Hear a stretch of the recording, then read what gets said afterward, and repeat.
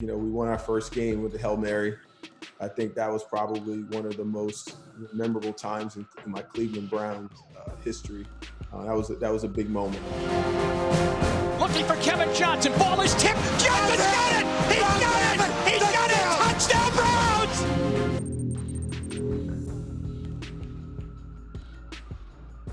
Hello again, everybody, and welcome to Club 46, driven by Bridgestone. I'm Jay Crawford. So good to be with you again. Our guest this week is a former Cleveland Browns wide receiver who made one of the more memorable plays in franchise history, at least since the rebirth, that's for sure. Former wide receiver Kevin Johnson joining us now on Club 46. Kevin, how are you? It's great to see you again. I'm great. Thanks for asking, Jay. How are you? I'm doing really well. We're going to run the gamut here. We're going to talk about your early years, your college years, and then right on through the Cleveland Browns. And I'd like to go to the beginning first, but the first thing I want to do is something that I try to start with every former Brown that we interview. And that's by asking you to sort of dig deep in your memory banks, Kevin. And I think I know the answer to this, but I like asking our former players, what is their indelible memory as a Cleveland Brown, the thing that stands out the most to you? And I think I know what the answer will be, but I could be wrong. I think probably our first win in New Orleans when we won our first game with the Hail Mary. I think that was probably one of the most memorable times in my Cleveland Browns history. That was a big moment. Looking for Kevin Johnson. Ball is tipped. Johnson's got it. He's got it. He's got it. Touchdown Browns. And that certainly is the moment that most Browns fans would immediately point to. Although you did have many big moments with the Browns, that one was the play that really sort of knocked the champagne cork out of the bottle. It was great to get the team back, but to get that first win, and particularly that play and the importance of that play in the game, it certainly holds a dear spot in all of us Browns fans, and we remember that well. And we'll go through that play, and we'll talk a little bit about that play later on during the interview. But now let's go back, Kevin, to the early years. You're from New Jersey. Take us back to what it was like to be a young Kevin Johnson growing up in New Jersey. What was your life like early on? Well, grew up single-parent household in Hamilton, New Jersey. Young kid like any other young kid, played football and basketball with the goals and aspirations to one day play in the National Football League. Didn't really know much with a quarterback. Was a big Eagles fan at the time, big Randall Cunningham fan. And, as time went on, I got recruited by a ton of colleges to play quarterback. And, I thought I was the next coming of a Randall Cunningham. And things were great. Went on to Syracuse, and it was good until I arrived at the same time as a Donovan McNabb, and I was forced to transition to wide receiver. So it was pretty ups and downs, but a lot of adversity, but everything seemed to work out really well. Growing up in a single family home had to be a challenge, I'm sure. How was it, Kevin, that you were introduced to sports? How did that happen? It's just natural growing up in the area. Everyone in the neighborhood played football and basketball. That was just what everyone did. I think I didn't really have many role models growing up as far as going on to college. And in fact, I was the first person in my family to go to college, and so that was a pretty big deal. And not only did I go to college, I graduated. So we didn't have many role models who went on and played college football or whatever. So, but you played football on the streets, you played Pop Warner, and that was the thing to do. How many siblings did you have, Kevin? 2 sisters and 1 brother. So everyone, I was the youngest, so everyone just supported me in everything I did and helped me along the way. So you had an older brother. Was he there to beat up on you and to toughen you up and to sort of help create a path for you in sports? Yeah, a little bit older, but it was more or less the neighborhood. You grew up, around the guys, and whenever you're the youngest guy, everyone would take your ball and play with it, and hopefully they would have, a couple guys they needed, so they would just throw you in as needed. But it was just a great community. You know, everyone in the neighborhood really helped raise everybody, and you know, sisters and brothers definitely were extremely supportive. But it was more like collectively of the community. Yeah.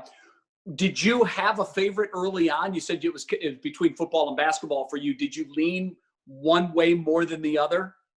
Well, everyone always told me I was too short to play basketball. So, you know, I was pretty good at basketball, but I wasn't, you know, you always in the back of your mind, you always felt that, hey, I'm 5'11", 5'10", 5'11".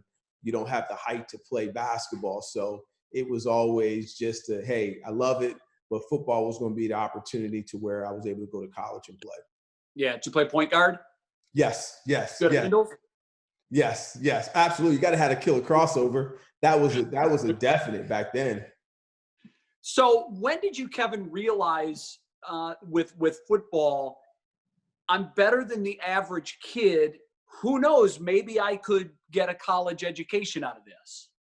Well, I think it was probably my sophomore year. My head coach at the time was like, you know, yo, Kevin, you're pretty good at this thing, man. And if you can just work a little bit harder, you know, I think you can go and play college. So it was in the back of my mind, but I never had any role models or people in the community to where you can actually pinpoint guys to say that, hey, here's a guy that you can use as a role model. At that time, Troy Vincent and myself, you know, I started to know Troy Vincent. So Troy was from the same area I was.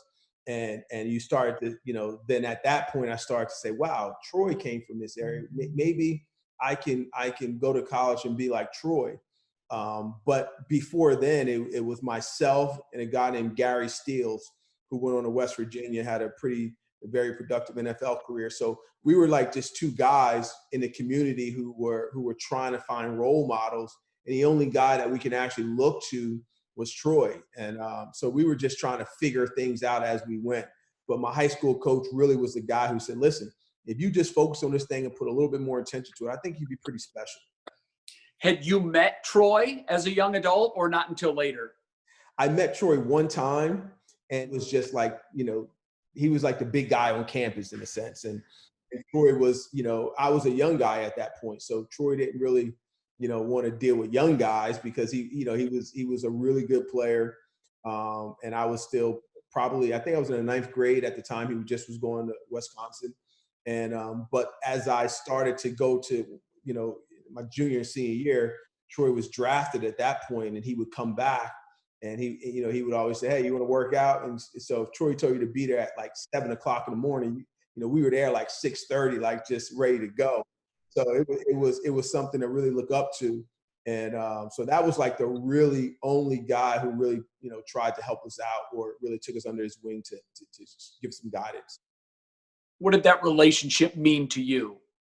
Well, it was great because it actually grew over the years. And Troy was just a guy who was a very professional guy, always handled himself in a first-class manner, and was a good, you know, example of a guy to follow. So the relationship always just grew and grew as years really passed. So you know, he's a good friend to this day. Did your paths ever cross on the field in the NFL? Did you ever have to play against him? Yeah, so we played the Eagles a couple of times, and so it was weird because Troy and I would work out some during the off season, and when we stepped on the field, you know, you take it serious, but you think that, all right, this is my buddy, so he's gonna, you know, take care of me when he can. But what he did was I turned my head one play, and he put a forearm in the back of my head, and I tell you, it was really all about business. So I think at that point, I took it so personal where I was trying to take him out after that. And it was like, what the hell did you do that for? He said, listen, you have no friends when you step between these lines. And at that point, you really start to realize that this was truly a business and you must take it serious. So here he is now an opponent, and he's still teaching you valuable lessons. Absolutely. Absolutely. That area of the state can be really tough. Right. And getting out of those streets, just as tough. Right. What was that push-pull like for you, Kevin, growing up in a single-family home where there probably wasn't the oversight and the guidance that some families are able to provide? and the pull of those streets can be very, very strong. How were you able to navigate those waters and always stay on the right track?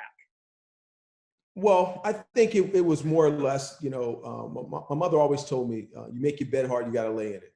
And I think when you look at wanting to have something different and wanting to, to live your best life and wanting to have things that you've never seen growing up, I think TV was a big, inspiring and important moment back then, because you can watch TV and you say, wow, I want to get out of my my standards today. I want better for my life. I want better for my future family. So you said, it was weird. I was watching the show. You probably remember on ESPN. It's called Up Close, and they had Dion on there. I never forget this. And Dion came on TV. I think I was probably a freshman or sophomore. I was coming home from school. It was on like 3:30, 4 o'clock. And Dion made a statement, and he said he never drank or used drugs. He said, because his mom always told me it was good for you, they would give it to you in school. So at that moment, I made a decision that, and I reminded Dion to this day, I played with him in Baltimore, that moment actually changed my life, because I never drank or I never smoked a day in my life, because it was that moment to where if a role model or a guy that you looked up to, like a Deion Sanders, made the statement that, using drugs or drinking alcohol wasn't good for you, then why would I do it? So again, to this date, I'm proud to say that I've never drank or smoked a day in my life. So, those are moments of your life that you can revert back to and say those were life changing. So you realize, man, I'm pretty good at this football gimmick.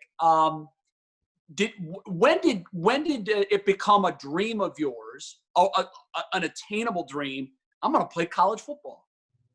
I think my end of my junior year. So one of the things I think that my high school coach did an outstanding job was he never allowed me to get caught up in the college recruiting.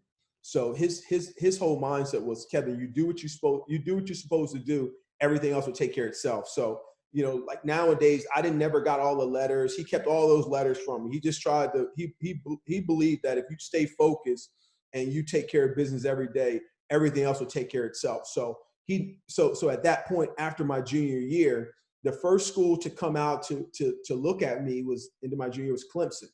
And I was like excited because, again, I didn't know anything. So he said, Kevin, you have tons of these letters. He said, but I believe if you just stay focused and you continue to, his thing was keep chopping wood every single day, everything will be there waiting on you. And I think at that point, when Clemson came out to watch me into my junior year when I was running track, I think that reality, became real to me. That says, hey, you have a pretty good chance of playing at the next level. Your high school coach sounds like he was a mentor, father figure to you. Is that fair? Absolutely. And he was a white guy. Great guy. Very nice. Do you still have a relationship with him? Is he still with us? Absolutely. So he's actually, his name is Dave Pruto, and he actually lives in Hawaii right now. So and it's so weird. Another thing. So go back to our previous conversation. He sent me a text message probably about 2 weeks ago from his daughter at the time. And his daughter sent her dad a text message saying, Dad, I'm so happy that you let Kevin come to my school, to have a black guy come to my school and for like, it was, I forget the day it was, but she said that had such an impact on her. And she was one of the young ladies in her 20s out there protesting. And wow. It meant a lot to him, but he's still an important figure in my life today, but he's a great guy. Great guy. Very nice. So you're getting all these letters. You don't even know you're getting them. At what point, Kevin, did you narrow your college choices down into how many and which schools? Well, so at the time I was getting so many letters and it was a lot. But I wanted to be within a 5-hour radius from my house. So, and when I look back at 92, 93, Syracuse was really a really good school at that point, playing at Carrier Dome. They had Marvin Graves at quarterback at the time. And a lot of things that they did fit my tools. We ran the option. We ran a lot of things that had a mobile quarterback running and throwing. So it was Syracuse. I looked at Virginia Tech at the time. So a lot of those schools that was outside of that 5 hours radius I didn't even entertain. And Rutgers at the time was winning 2 games a year, so that was never going to be an option. So Syracuse checked all the boxes, and I was going to be an Orangeman. So what was that transition like for you, Kevin, going to Syracuse? First of all, from a skill set standpoint, at what point did you realize I'm not in high school anymore? Well, it was weird. So when I first got to Syracuse, so we had a very militant head coach, and it was Paul Pasqualoni. I'm talking I remember. He was so militant. His whole mentality was no facial hair, no earrings, and it was 2 things that he believed in, and he said, you will graduate and we will win. And that was it. Everything was about a business trip. Everything was, focused, and you're here for a reason. And I think having that structure really molded me to who I have become, because I hated the guy. I mean, I hated the guy with a passion. He was a guy I really didn't like much because it was so much structure. And he was a military kid, and he was a military guy. So I didn't get my first rep in practice until it was 4 weeks into camp. I mean, okay, we recruited you. You're a highly recruited guy. So Donovan McNabb and myself took a knee for 4 weeks when we first arrived on campus. So it was like all of the arrogance and ego that you think you're coming in here with, that was out the door. That didn't work with him, and he was just a player. So that's my first reality of college football. That's a very militaristic approach to break down your ego and to recreate you. Looking back on it now, Kevin, and I know you said you despised him, do you take any value from the things that you learned from doing it that way? Oh, it was the best thing that ever happened to me. It was the best thing that ever happened to me because, it gives you structure. It gives you routine. It gives you like, it's humble pie. It's one of those things to where, when you have a lot of kids coming out of high school now, you look at all of this stuff. Our world is set up right now for losers and quitters. Something doesn't go my way, it's the coach's fault. If you get on campus and you don't get the playing time, well, I'm a transfer. So it allows you to give excuses and blame someone else. So his mentality was, you're going to earn everything you get. Nothing's going to be handed out to you. And then you can actually look back and say, I deserve to have what I have because I put in the hard work and the dedication to reach my goal. So by going there and realizing that, listen, you're just a kid here. You're just a guy. You're not going to come on campus being a highly recruited guy, and I'm going to throw you to the front of the list because, you're highly recruited and the world thinks you've arrived already. You're going to have to prove yourself to all your teammates. And then you'll get an opportunity. Now, what you do with that opportunity is going to be left up to you. So you're coming in with another very highly recruited quarterback, and quickly it boils down to a quarterback competition between you and Donovan. Mm-hmm. At what point did you realize that you may be the odd man out and that a position change may be in your future? So watch this, Jay. It was my redshirt freshman year. So we were playing North Carolina on Saturday Night Football. So Coach Kevin Rogers came into us, said, listen, we're going to give the nod to Donovan. We're going to give the nod to Donovan. We're going to give Donovan 3 series. And if he doesn't, he said, we're going to give Donovan 3 series, and Kevin, you're going to go on for the 4th series. So I was like, cool. That's fine with me because, any type of competition, you want someone else to go first. Because if they go first, at least you know how the bar is going to be set. So I'm cool and collective. I'm feeling good about myself. And so the first 2 series, Donovan goes 3 and out. And the 3rd series, he's in there, it's 3rd down, and I'm feeling good. I'm ready to start warming up, and I'm saying, all right, let me go out there and do my thing. 3rd down and 12, he hit Marvin Harrison on a 65-yard touchdown, and I'd never seen the field. I've never ever seen the field, Jay.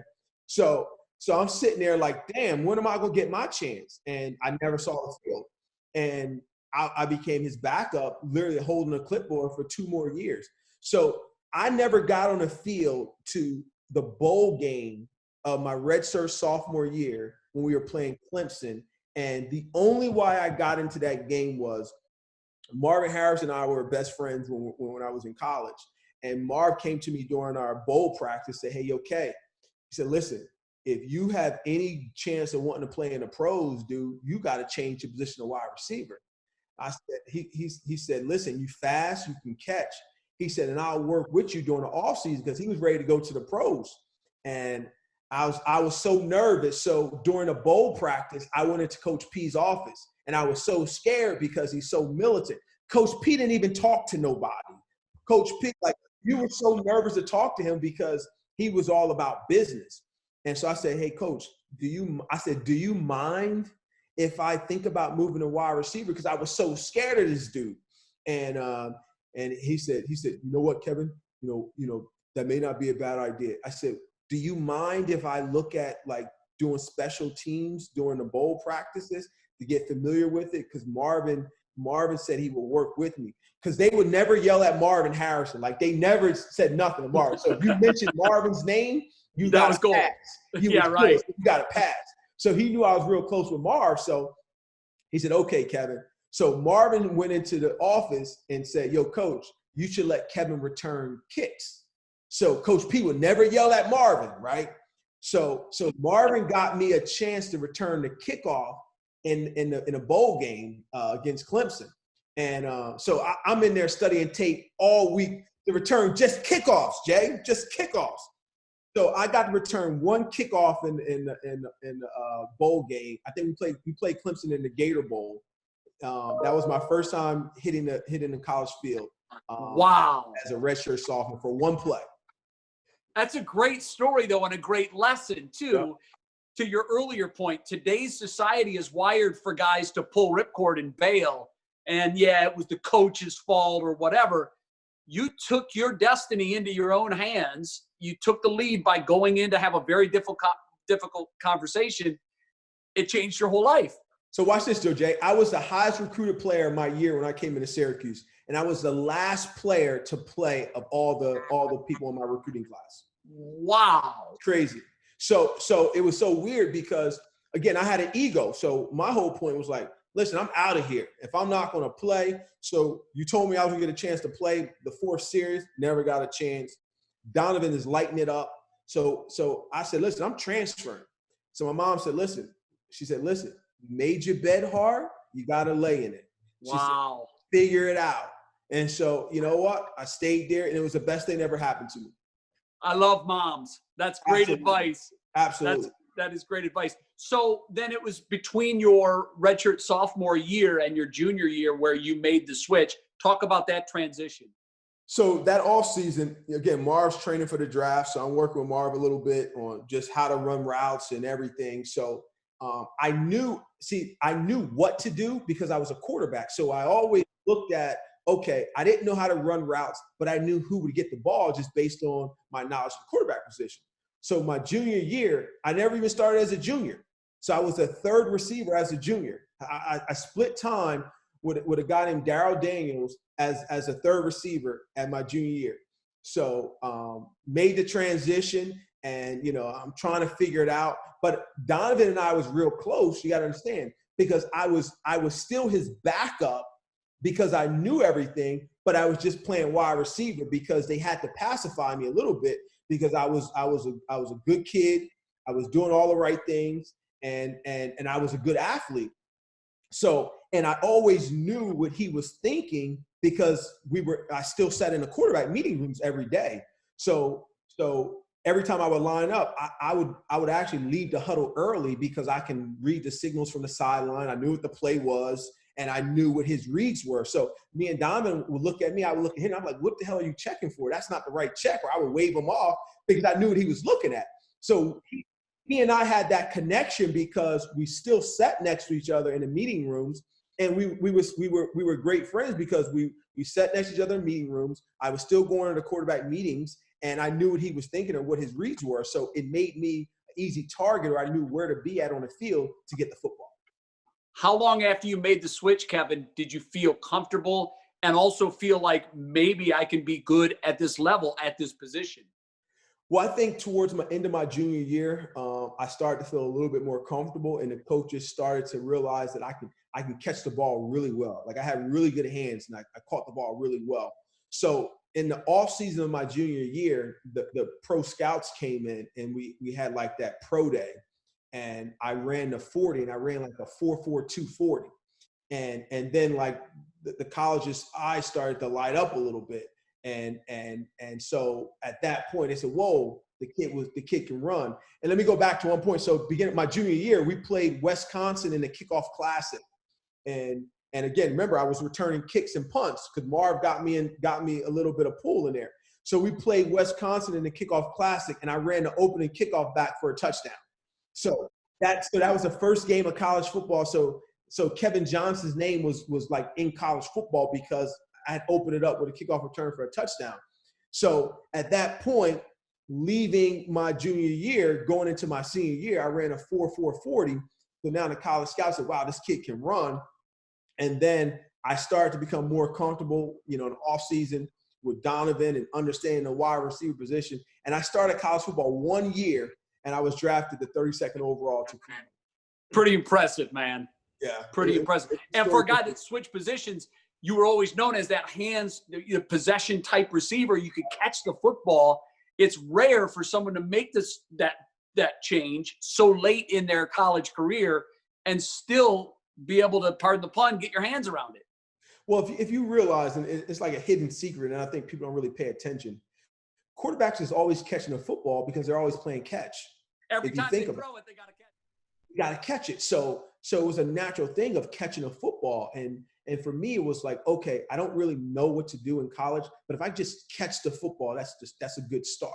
And then you started to really learn the in and outs of the position, and things just started to, come together for me. And it was a great story. And it was a great, story about perseverance and just hanging in there and sticking with things. And it really, just helped me throughout the rest of my life and into my career, as well as football, as well as post football. You'd mentioned track earlier. What was your experience in track and field? Well, I just ran track to really stay in shape for football. And I really had no form. It just was something just to keep you going in the springtime as you get ready for the football season. I ran 100 and 200, just like a lot of athletes did around that time. You doing long jumping? Actually, I did. I did pretty good. I long jumped 23-1 in high school, so that was pretty good back then. My son holds the New Jersey and the Rutgers long jump records. Wow, that's great. Yeah, considering Carl Lewis also jumped in New Jersey, that's a pretty Carl's from down in South Jersey. Nice. Yeah, it put him at Rutgers, and he's still training for the Olympics now. That's outstanding. Congratulations. Thank you. So when you're like, if you want to make a splash in your senior year, no better way to do it than the first play of the season. Now you're on everybody's radars. Right. At what point did you start hearing, Kevin, that you're going to be not just a draft pick, but you're going to be a potential first-round draft pick? Well, it's weird because Coach Pasqualoni hated NFL. He hated the NFL. He didn't want to hear that word come out of anyone's mouth. And so you could never bring it up. So he was the same way. He didn't want to talk about pro football. His whole thing was, if you handle your business, everything else will take care of itself. And it was every weekend was a business trip, and you go out there, handle your business, and everything else will take care of itself. So I think midway through the season, Donovan started to, he was a Heisman Trophy candidate, and he started to really, open my eye. He said, "Yo, Kay, a lot of these agents asking me about you." I'm like, "What the hell are you talking about?" He said, "Yo, you going up people's draft boards." And I was like, "Really?" So at that point, I'm always in his ear because we really sat next to each other every single day. So just imagine, you going to college at 17 years old, and 4 or 5 years later, you've been sitting next to the same guy for 5 years in a row, like every single day, all day. He becomes your brother. It's like you walk in a room, you don't even have to talk to him because you see him every day. It's like that's what you expect. And you're just such good friends because you know him, because that's all you know. Now we're 21, 22 years old, and it's like, like we can just be honest. I said, "Yo, you better start throwing me the damn ball more." Like I was like, I could talk to him like honest, like, "Yo, I'm open. I was never covered. Always throw me the ball."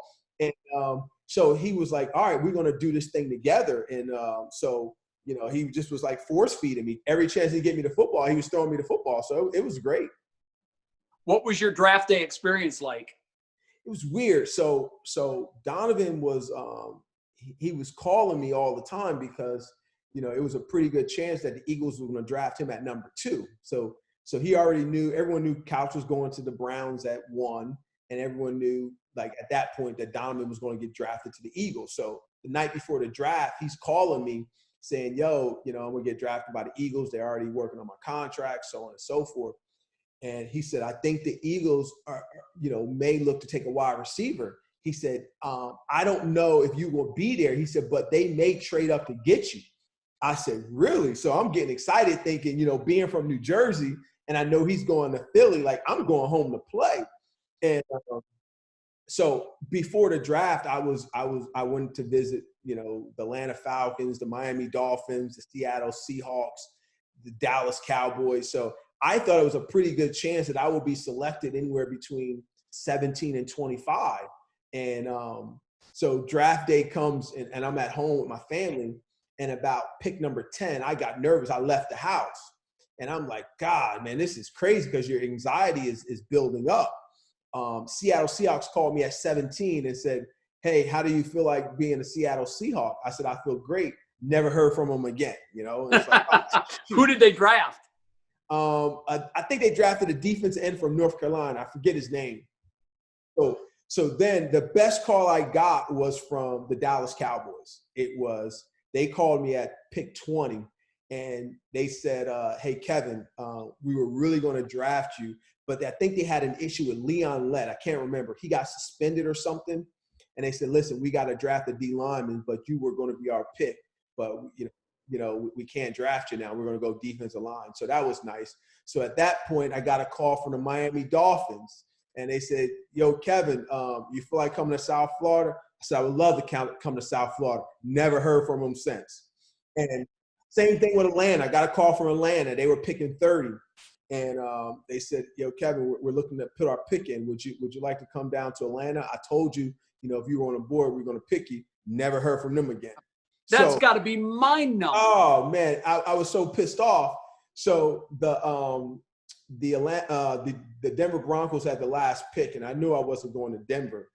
So at that point, I was sort of pissed off because I heard from like 4 or 5 teams, and no one selected me.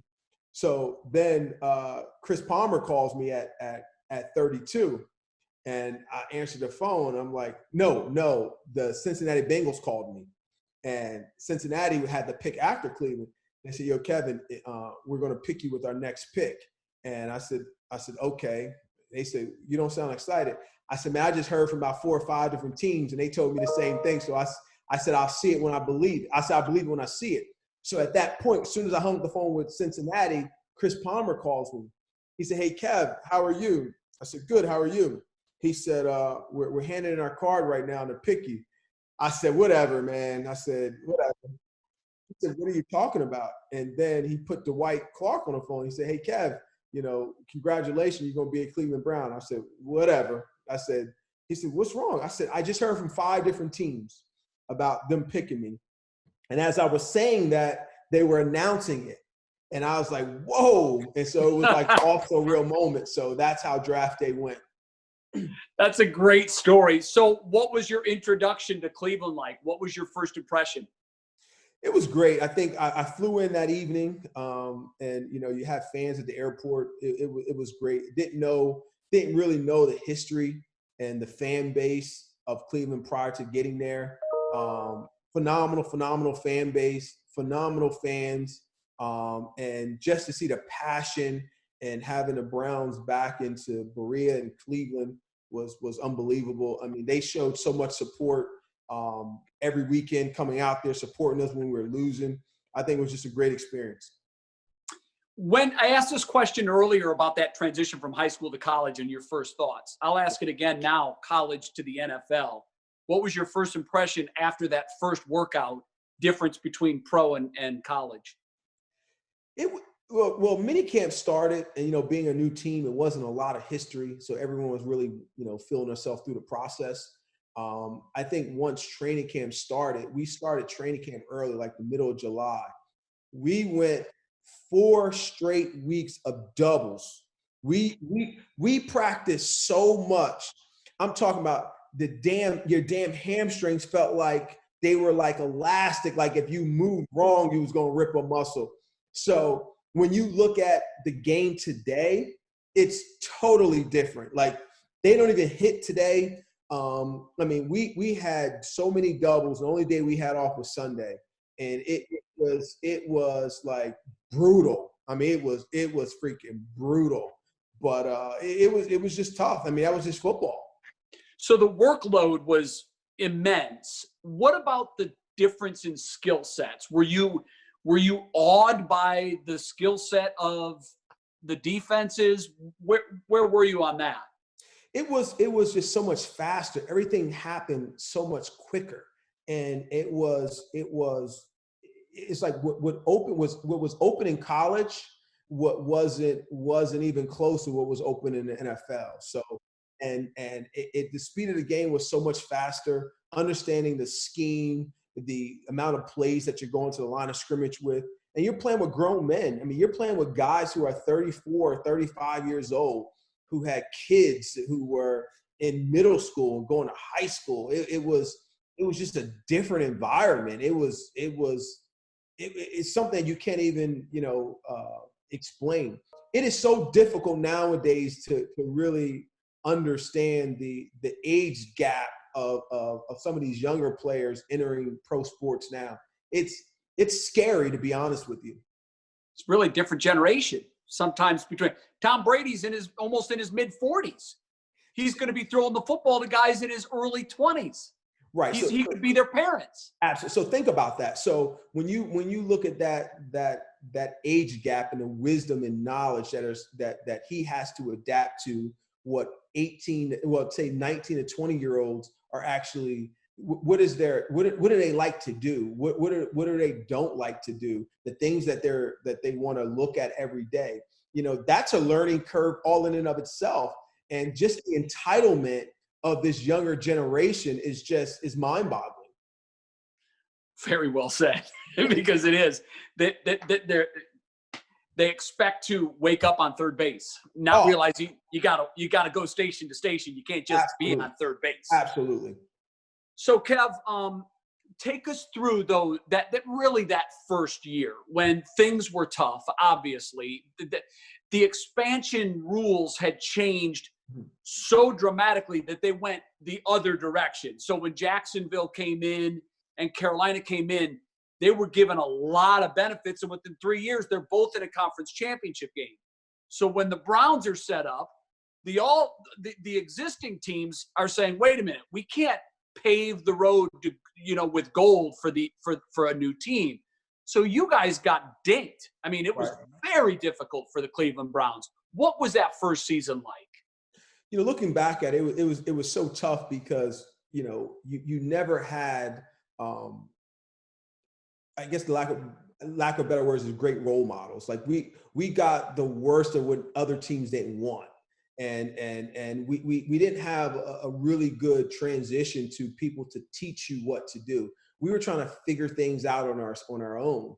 And it was tough because we're willing to go out there and work hard, but you just don't know what you don't know until you make the mistake. So you have a young quarterback in Tim Couch. You have me as a young receiver. We don't know any better. He's working with a makeshift offensive line. We have young players all over the board, and winning is contagious. And when you're not used to winning, or that attitude is not in the locker room, it's hard. And we just never could get it together. And so we don't know what to say. We're young guys, so we can't really say much because, again, you have guys who are 30, 31 years old in there. So it was like, well, we're not supposed to say anything because they're the veterans and we're supposed to not know. It was just a tough transition year one. I've had conversations with Lomas Brown's a good friend of mine. Tim is a good friend of mine. I had many conversations with both those guys about how things might have been different for Tim had he been drafted by an established team, even if it was a bottom of the barrel team, because they were picking early in the draft. Just the fact that it was an expansion team and the NFL had made it so difficult on the Browns, it really changed the trajectory of his career, particularly when they put him in that drop back offense and just let him get teed off on so many times. I've also thought about your career, Kevin, and the skill set that you possessed. And you were able to have very productive years in those 4 years in Cleveland.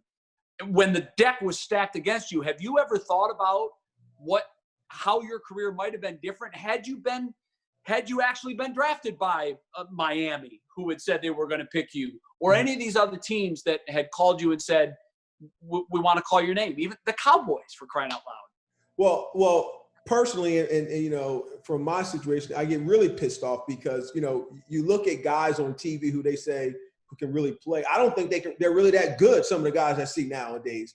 But when you're throwing the ball 50, 60 times a game, of course you're going to have 5 or 6 catches. I mean, if you think about it, Tim and I were out there, 2 rookies. I mean, we're trying to figure it out. My first year I had like 60-something catches. My second year, think about this. I had like 7 quarterbacks my second year, like 7 or 8 quarterbacks. And I'm nothing against those guys. They went out there and they played hard. And Doug Peterson, who's a friend of mine, Petey was a quarterback. He got hurt. Couch got hurt. I mean, we were down to like our 7th string quarterback who we were signing off the streets, who were in there on Sunday playing. And I had a horrible year, and I had 57 catches with 7 quarterbacks. And when you look at today, with guys throwing the ball all over the field, I got it. Like if I was in a different situation and had more veterans around me who can actually teach me the ropes, who knows where I would end up. Yeah, it's a good point. And I'm sure the temptation to think about that would be overwhelming. I don't know how you wouldn't. Okay, so the play, and you know what I'm talking about. I want you, Kevin, to take me through the entire ordeal. What was going on before the play, in the huddle, during the play, after the play? It's one of my most favorite visual memory. I've been a fan since birth. Right. But that play, because it was that inaugural season and it was the monkey off the back, it's one of my favorite visuals as a Browns fan. Take us through the whole thing. Well, it's so much. It's not as glorified as the play was. It was just Hail Mary right, and it was so weird because if you watch the play over and over, everyone remember Orlando Brown's Zeus. Zeus was getting into it with the left defense end all game. So if you rewatch the play, Zeus tomahawk elbows the guy in the back of the head. If you rewatch the play, if you really watch it closely and watch the right tackle, Zeus just comes down with an elbow on a guy's head. So Zeus was in the huddle. He was just happy to get one more play because he could just torture this guy. And so it's just a Hail Mary. So you just run down. To me, my thing was run down, get into the middle of the end zone and wait for a tip ball. And so what Couch did was he did an excellent job of buying some time and he rolled to the right. And I'm just running downfield. I'm looking through the Jumbotron and trying to see where Couch is. So I'm just running, looking through the Jumbotron. And I actually can see Couch let the football go. So I'm just running, trying to position myself because I know the football's in the air. And you just reacted and you just caught the football. And it was just an amazing, also real moment because it happened so fast. And next thing I know, I'm at the bottom of a pile and I can't breathe. And it's just unbelievable that it happened the way it happened. I've talked to many guys that have been involved in Hail Mary passes, either on the throwing end, the receiving end, and I've even talked to some that were on the heartbreaking defensive back end. Right. They all have one thing in common. They know that play can work. Right. But they also know the odds are completely against it working. So they all say when we broke the huddle, we didn't think we thought the game was over essentially, but you got to try it. You got to, make that one last chance. Talk about the swing of emotions in that 20-second span before the play when you're thinking, yeah, there's a chance, to when you actually stand up and the ball is in your arms and you're like, oh my God, we did it. What is that like? Well, Jay, you don't think it's going to work. Remember, we haven't won a game yet. So this is normal. This is normal. We're going to get down there. We're going to lose again. So it was never, we had no history or no data to say, hey, this is going to work. There's nothing in our history so far that said we're going to win. So we're going to play it out. We're still competitors, and we're going to play hard. But this is not going to work. So we're gonna give it all the best efforts, and Zeus is going to beat down the left defensive end, and we're going to hear about that in the locker room, and we're going to play it out. But when it worked, it was just like a lot of things that just came off your shoulders because guys really were working hard. I mean, we were going to work every day like every other team, and it was like, why can't we win a game? Like we can't be that bad. There's no way that we're that bad. And so when we got that victory, it just was like a lot of weight that came off our shoulders. What was it like in the locker room? Because by that point, you've had a little bit of time to process it, and I imagine it was just this huge celebration. But what was it like in the locker room after that game? Well, we finally got a win. We're horrible, but we're not that horrible. At least we got a W in a win column. So it was just a great feeling because the way it happened, and again, we hung in there, we never quit. And we just kept trying to win a game. And I think it just gave people hope that if we just continue to plug away, we can make some good things happen. How is it possible that was more than 20 years ago? That's scary. That is so scary because it's amazing how much time has passed, and it's just amazing. Like I'm really feeling old. When you say 20 years, like that's amazing. But it was a great time. Met a lot of great people, man. And Couch being one of them. It's a great time. The fans showed their love for you every Sunday when you were home, took the field. What would you like to say to the fans that supported you during your years here in Cleveland? Continue being the best. I mean, those guys go out every week and support the team. I think they're one of the best fan bases of any sports team.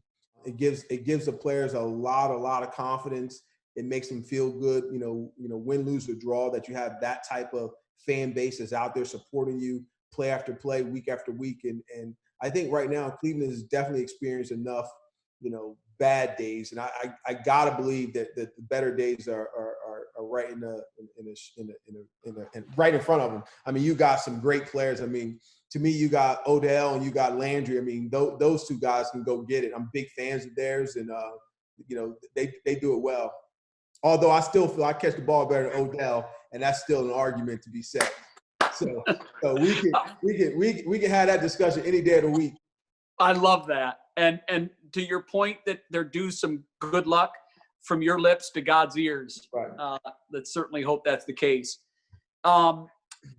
Your time in Cleveland came to such an abrupt end. Right. I think we probably have to talk about all of that. Was that a Butch Davis issue? What? It just was over. All of a sudden, you're gone. Well, I think that's a great question too. I think when Butch got there, I think Chris Palmer was really. I don't know if he got a fair shake or he wasn't qualified for the job. I mean, you can look at it either way. Either you should have gave him more time. You should have never hired him. But giving a guy 2 years for an expansion team is not enough. I think when you bring in a Butch Davis and a Pete Garcia, you are bringing in a college mentality. And you're bringing in that mentality of, again, beat them down. And again, we went through that our first year already, and we knew that didn't work. So when Butch Davis first arrived, I was on the trading blocks. So he tried to trade me to the Kansas City Chiefs. So I heard about that. I'm like, damn, what the hell am I getting traded for? And it sort of, selfishly, it left a bad taste in my mouth because, hell, I felt, I've never missed a game. I started every single game since I've been there. And I'm out there, giving it my very best. I mean, we're not winning, but I'm giving it my very best. And I'm doing everything within my abilities. And the whole thing was, well, he doesn't have a lot of top end speed. Okay, but I was still getting open and I was doing what I needed to do. So go draft some guys with top end speed. Jerry Rice didn't have a lot of top end speed. Well, right. And I think what I was doing, I was giving the very best that I could. And it left a sour taste in my mouth as to what he was doing. And I think some of the things that he did, like when you start to create relationships with players in the team, He cut Eric Rett when he told Eric Rett to break the team down. He cut Eric Rett. He was just doing things that just wasn't with some integrity. I mean, it just wasn't professional. And again, I wear my emotion on my sleeve, and it's like you just treat people like you don't care. And even though it's about winning, but you got to have some integrity when you're handling business. And you know, I was having success, and we were just starting to butt heads. Butch Davis, myself, and Bruce Arians, we started to butt heads, and it was like listen, like I'm not going to allow you guys to talk to me like I'm not a productive player, and I'm giving you everything I got. And I think when he cut me the way he cut me, I think that was the beginning to the end of Butch Davis, because you couldn't validate. How can you just cut a guy who was your most productive player and you didn't get anything for him? I mean, at least trade him. But it just goes to show you that he felt he was bigger than the league and that he was just going to do things. And I think guys quit on him after that. I really do. It did seem like that was, I mean, things were already going the wrong direction, but they seemed to go, it was circling the drain a lot quicker, particularly because, you know, of all the problems on the team, and there were many, and they were obvious. Not many would point to you as being one of them. And then it was over. And you had some good productive years after Cleveland. And then I believe it was an Achilles injury that ended things for you? So watch this, Jay. So watch this. So when I got cut, I went to Jacksonville, but there was already— You were claimed by practically every team in the league, I think. Yeah. So look at this. I wanted to go to Baltimore. So I wanted to go to Baltimore because it was closer to New Jersey. So Ray Lewis and myself was on the phone and we were talking, or Zeus was in Baltimore at the time. So, but the only way I can get to Baltimore was through Jacksonville, and the guy Shaq, who was the general manager at the time, was the general manager at Jacksonville. So him and Ozzie had discussed that, you know, that they were willing to trade me to Baltimore. But again, he had worked under Ozzie, right? Yes, he worked under Ozzie, and he went to Jacksonville. So again, Ray Lewis was like, "Hey, come here. You know, we need a wide receiver, and playing against Baltimore twice a year." It was like, you know, it would be a good fit. But again, not knowing they had a rookie quarterback again named Kyle Bowler. It was like, oh my God. It was the worst scenario ever. And it was like, it just didn't work. It was like, you know, defense was phenomenal. Offense couldn't score any points. So I had actually had conversations with Jeff Garcia. And Jeff Garcia was going to Detroit. So Terry Robisky, who was actually still on the Cleveland staff, I said, hey, Terry, you think you can? He knew Matt Millen really well from his days with the Raiders. So Terry gave Matt Millen a call, and Matt was saying, hey, you know, we'll take you. You come here and you play for us, Kevin. You know, we don't need you to be a starter. We need you to teach these young guys how to play. And they had Charles Rogers, Mike Williams, and Roy Williams. I remember that. And I said, wait. I said, listen, I'm not coming there to sit the bench. I think I can start. He said, listen, if you start, that will be a bonus. He said, we just need you to come here and be a great locker room guy and teach these young guys how to play. I said, but what if I start? He said, if you start and you come do your thing, Kevin, I don't mind giving you a long-term deal. I said, okay, cool. So Terry worked it out, and a good guy. And I was talking to Matt. My agent worked it out that I signed with Jeff Garcia was going to be the quarterback with Steve Mariucci, and I signed with Detroit. So watch this, Jay. So I get there by week 3. I'm starting. So me and Roy Williams is starting. So Matt came and said, Kevin, listen, you've done everything we've asked of you. He said, I'm leading the team in catches and everything. Everything's going great. Do you realize we come back to Cleveland? Check this out, Jay. And I ripped my Achilles in Cleveland, and I never played another game of football.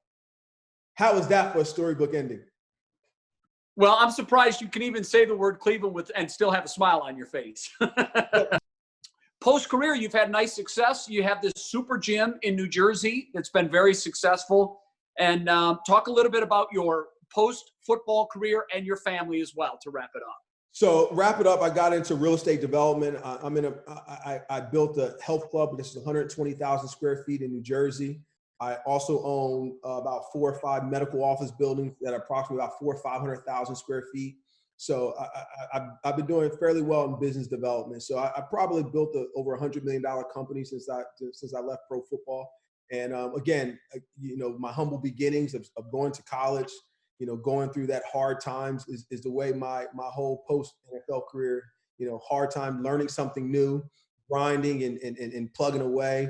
And once you start to, figure it out, you have success. And it's been a blessing in disguise. Married with a wife and 3 kids, 2 boys and a little girl. So, life is good. I can't complain. I've been extremely blessed, man. And like I said, I always tell people when you're 15, 16 years out of, no, it's about 14 years out and you still can buy a Rolls Royce and Bentleys and you're doing pretty well. So, I've been extremely blessed. God has been good. Well, you've earned all of it. As your mom said, if you make your bed hard, you have to lay in it. You've made a soft bed for yourself and you get to sleep like a king because of it. It was great catching up, Kevin. Some wonderful stories. Thank you so much for taking time to share them with us. We really appreciate it. All right, guys, let's do it again, Jay. You guys have a great one. Yep, absolutely. And to you at home, thank you for watching another edition of Club 46, driven by Bridgestone. We hope to see you next week when we have another edition. Until then, I'm Jay Crawford. We'll see you soon.